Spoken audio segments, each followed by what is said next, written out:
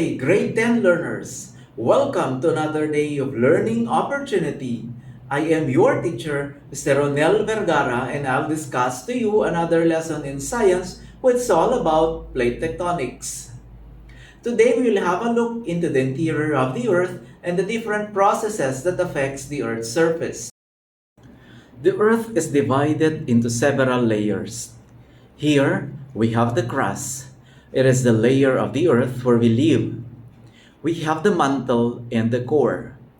Most of the interior of the Earth is consist of hot molten materials called magma. As soon as it comes out of a volcano, it becomes a lava and cools into rock.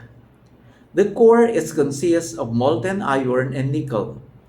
The core is very important because it creates the Earth's magnetic field which protects us from space radiation. The outside of the Earth is covered by a thin crust. In fact, the crust is so thin that you can compare it to just the skin of an apple. As you go deeper into the Earth's interior, the temperature increases. At the core, the temperature reaches 6,000 degrees Celsius, as hot as the surface of the sun. Here is a map of the Earth. The dot represents a recent volcanic activity or earthquake. Scientists have seen patterns in where earthquakes occur. They discovered the presence of tectonic plates covering the Earth. Tectonic plates are massive, irregularly shaped slabs of solid rock, generally composed of both continental and oceanic crust. It turned out earthquakes and volcanoes are happening all the times at the edges of the continents. There are 7 large plates and several smaller ones. The 7 major tectonic plates are Pacific Plate, North American Plate, Eurasian Plate, South American Plate, African Plate, Australian Plate, and Antarctic Plate. Some plates are moving away from each other, and they are called divergent plate boundary. Some slide past each other, called transform plate boundary. And some are moving towards each other, known as convergent plate boundary. The picture shows what is happening beneath the Earth's crust. The tectonic plates move very slowly. This movement has major consequences at the surface. On places where plates converge, mountains and volcanoes are formed. The mountains in the picture are faulted, caused by the pushing or collision of the plates. This picture shows the mechanism of faulting and folding. There are 2 types of tectonic plates. The first one is oceanic plate. These are very dense and heavy, forming the ocean floor. They are thin, few kilometers thick to 10 kilometers. The second type is continental plate. They are very thick, yet very light. When the continental plate collides with an oceanic plate, the continental plate stays on the top, while the oceanic plate moves underneath. Because of the very high temperature, the rock layer melts and becomes magma. This is called subduction zone because the heavier oceanic plate subducts.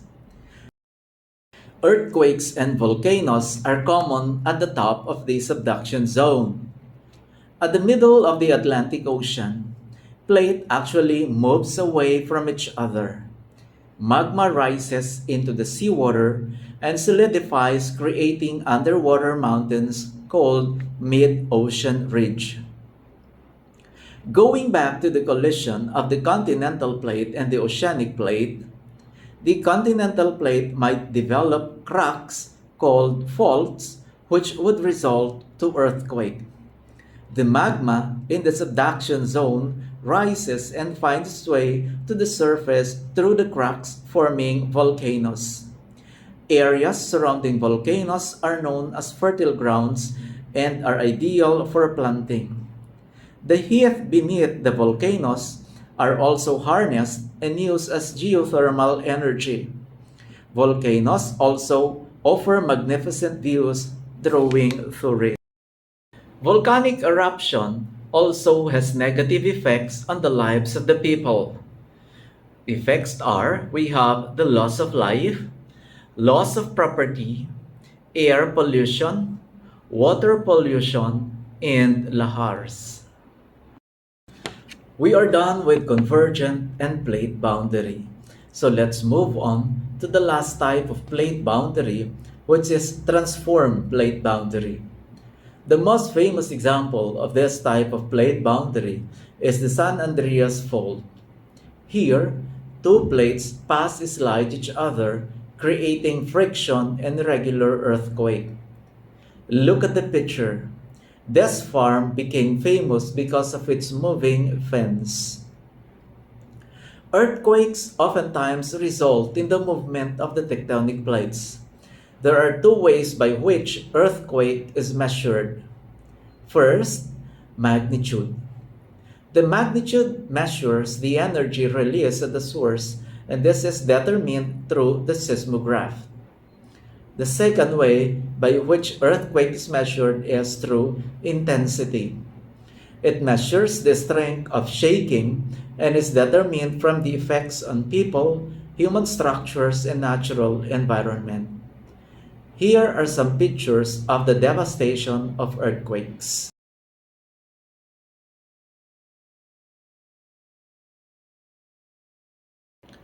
A particularly deadly effect is caused when an earthquake happens underwater. A quake-triggered wave is called tsunami, Japanese wave for giant wave. In 2011, a tsunami hit Japan, causing death and destruction. Here are some pictures showing a tsunami devastation.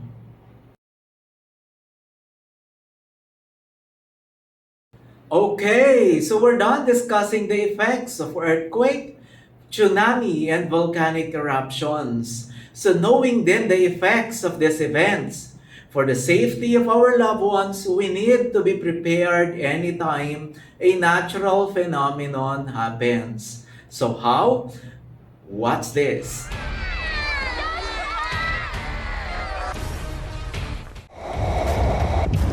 Bagyo, baha, at daluyong o storm surge.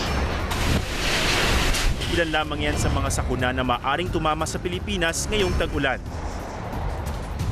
Sakaling ang pamilya mo ay nakatira sa mga lugar na maaring maapektuhan ng mga ito, alam mo ba ang dapat gawin? Importante ang pagiging handa at ang kahandaan mainam na simulan sa inyong mga tahanan.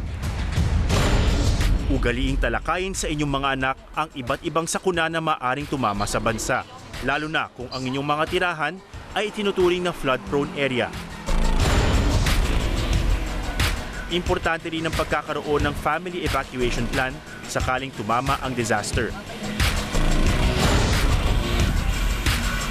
Higit sa lahat, bago pa dumating ang sakuna, maghanda ng tinatawag na survival go-back. Sa panahon ng sakuna, napakahalaga ng paghahanda. Lagi po naming sinasabi yan. Para bago pa man dumating ang delubyo, alam na natin ang gagawin at meron na tayong mga gamit para sa ating kaligtasan. Isang dapat gawin natin sa lahat ng ating pamamahay ay ang pagsalansan ng tinatawag na go bag. At dito sa lamesang ito, ang ilan sa mga basic items na kailangan natin para sa ating go bag. Isa-isahin natin. Una na dyan ay ang pagkakaroon ng emergency food and water. Meron tayo ditong 1 litro ng tubig. Pwedeng dagdagan, depende sa pangangailangan ng inyong pamilya.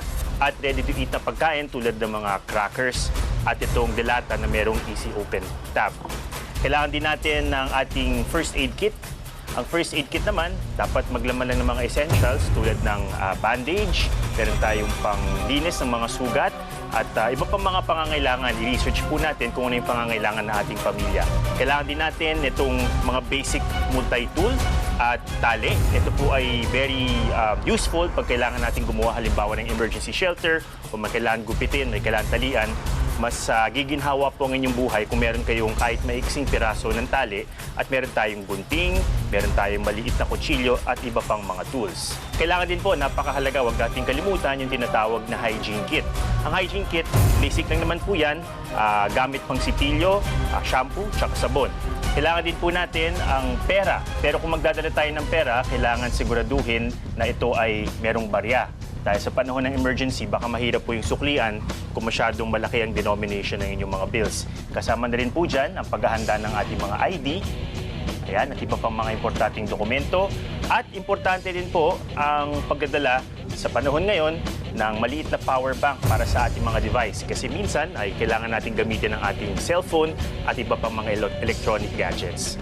Huwag din po natin kakalimutan sa ating go bag yung tinatawag na artificial sources of light. So traditionally, meron po tayong mga kandila at posporo, pero kailangan din po natin ang mga battery-operated devices tulad nitong torch-type emergency lamp. Ito po ay isang halimbawa ng pwede nating ilagay sa ating go bag. Unang-una po, ito ay brightly colored, kulay yellow, na importante po sa panahon ng emergencies. Meron siyang basic functions na isang torch, merong low and high settings. Kung tuloy-tuloy na gagamitin sa low setting, tatagal ang built-in battery nito ng 4 na oras. Kung kailangan gumamit ng high power setting ng tuloy-tuloy, tatagal naman ito ng higit 1 oras. Rechargeable din ito, kaya hindi na kailangan bumili ng baterya. Meron pang overcharge at discharge protection circuit, kaya hindi ito masisira kung mapabayaang nakasaksak ng matagal. At gumagamit po siya ng isang LED, kaya tipid sa kuryente. Meron din po siya, at ito yung mahalaga na nakakabit dito sa side, isang transistor radio. Sa panahon po ng emergencies, napakahalaga na meron tayong pagkukunan ng impormasyon galing sa mga otoridad. At kapag problema na yung komunikasyon, usually mga radyo na lamang ang pwede natin gamitin. So ito po ay very convenient. Ayan. Makatitipid pa sa espasyo ng inyong go bag ang powerful LED torch lamp nito dahil sa 2-in-1 na transistor radio. Magaan at magandang disenyo, medyo may pagkarobust so hindi tayo matatakot na basta-basta masisira yung ating torch. Kung meron po kayong bag, maganda na ilagay sa bag ang lahat ng mga gamit na ito. So kahit na anong bag naman na nakalagay sa bahay, so isasalansan lang natin at ilagay ang inyong go bag sa isang lugar na madaling makuha para hindi po tayo masyadong natataranta kapag meron ng emergency situation.